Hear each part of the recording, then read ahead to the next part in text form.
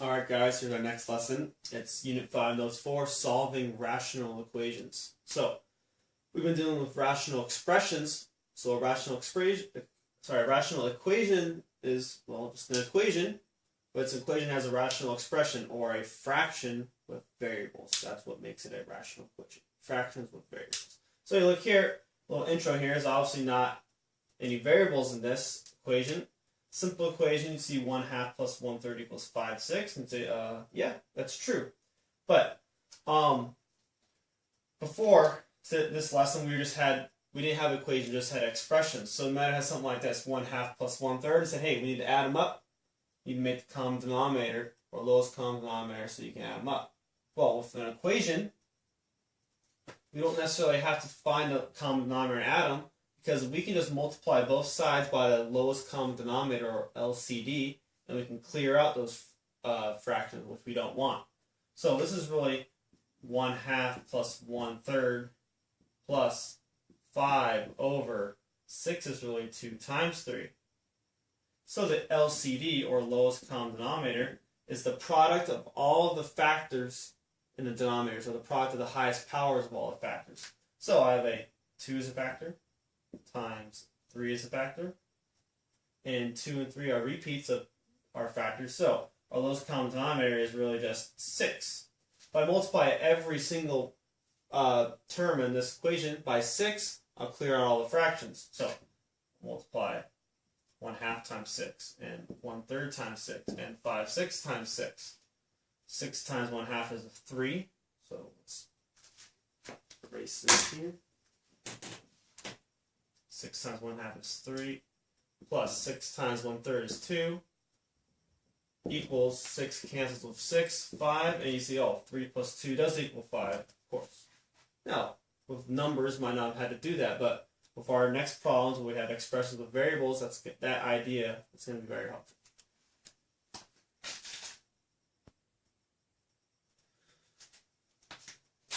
Alright, our first problem here, example 1. Is solve the equation, or directions: solve the equation, check your solution. Simple problem here. So I have fractions and my variables are in fractions. Now I could try to find a common denominator and add these fractions together, but I don't have to. I prefer to just find the lowest common denominator, multiply the whole equation by the lowest common denominator, and I'll get rid of all my fractions. So I see denominator 5 is a factor, 2 is a factor. There's a 1 here, but I don't have to worry about 1. So my lowest common denominator, or LCD, is 2 times 5, or 10. I'm going to multiply each term by 10, or both sides of the equation by 10, on the more fractions. So times 10, or 10 over 1, times 10 over 1, times 10 over 1. So 10 will be 10 times y divided by 5, or 10 divided by 5 is 2, of 2y, plus 10 times y, 10y divided by 2, 10y divided by 2 is 5y, it's 5y, notice how my fractions are canceling out, equals 7 times 10 is 70. 7y equals 70. Y is equal to 10. Okay. Solve for y. Next part says check your solution. Check to make sure that your answer works in the problem. Means you don't have a negative radical, or you don't have a 0 in the denominator. Extraneous solutions, that's what we're checking for. But since I didn't have any variables in the denominator, we could not have divided by 0. I don't have any radicals, can't have a negative radical, so I don't really have to check this one.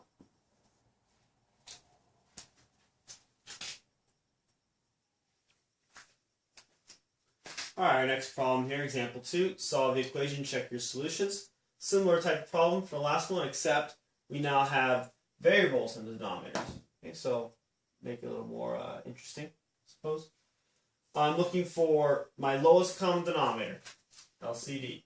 That's what I'm going to multiply both sides of the equation by to cancel out all my fractions. I could find a common denominator here and add these, and I'll have to find a common denominator with this one, add them, but since this is an equation, I don't have to do all that adding and subtracting fractions. I can just multiply through.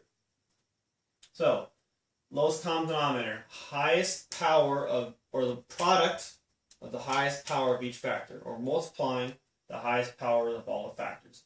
3 is a factor. x is a factor. 3 times x. 3 is a repeat of this factor, don't have to write it. X squared. Now, we already had x, but we want the highest power of each factor. X squared is a higher power than just x, so my lowest common denominator is 3x squared. That's going to multiply each term by. So, multiply this by 3x squared. 1/3 times 3x squared. -4 times 3x squared. Okay, I can cancel some stuff here. 3 will cancel with 3. X squared divided by x. I'll just have an x in the numerator left over. So 11 times x, 11x. 3x squared times 1 divided by 3. 3 cancels with 3. I'm left with x squared minus x squared. So minus x squared equals x squared will cancel with x squared. -4 times 3 is -12. Okay, no more fractions. That's good. I don't want fractions. However, you need to recognize right away, I have a x to the first power term, an x squared term. So you know you need to do some type of factoring. Let's get everything on one side, set the equation equal to 0, and then go from there. Let's see, I don't want negative x squared, I want positive x squared. I'm going to add x squared to this side. And I'm going to subtract 11x to the other side.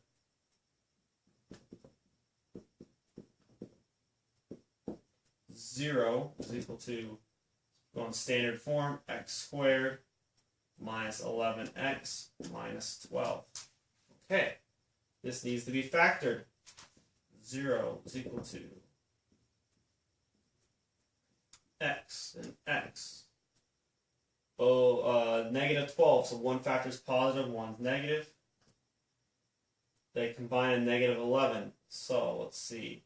Multiply to 12, combine 11, let's go -12 and +1. That's going to work. So, it means x must equal -1, x must equal 12. Kind of running out of room here. I'm going to pause the video and clean this off. Next, we're going to come back, we're going to check our solutions.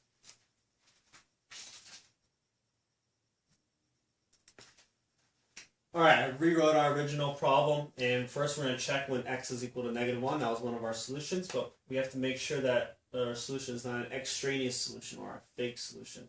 Whenever you multiply both sides of an equation by a variable or raise to a higher power, that's how you can get extraneous solutions. And when we solved this problem, our first step was to multiply by 3x squared on both sides. Multiply both sides by a variable, have to check your answer.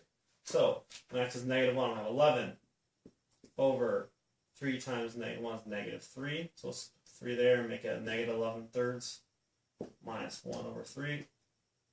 Does that equal to -4 over x squared? -1 times -1 is +1. Okay. So -11/3, or sorry, -11 over 3 minus 1 over 3, -12 over 3. Does that equal -4? 3 goes on 12 4 times, so -12 over 3 does equal -4. Yes, it does, so -1 is a solution.